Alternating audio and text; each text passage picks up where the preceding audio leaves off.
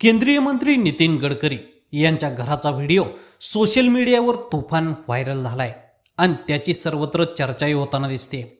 ते घर फक्त वैभवशाली किंवा भव्य असल्यामुळे चर्चेत नाहीये, तर त्यामागील साधेपणा, आध्यात्मिक शांतता आणि विचारांची खोली यामुळे ते खास ठरतंय।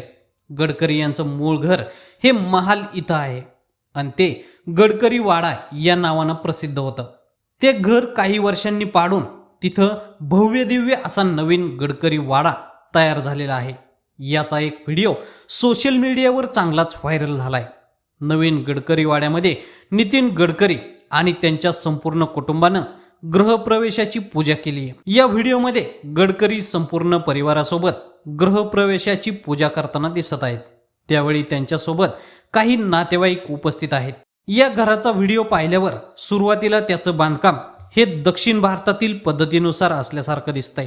केरळ किंवा कोकणातील घरं जशी असतात अगदी त्याचप्रमाणे हे घर समोरून दिसतंय। या घराच्या वैशिष्ट्यांबद्दल गडकरींनी बऱ्याचदा आपल्या भाषणांमधून सांगितलेलं देखील आहे।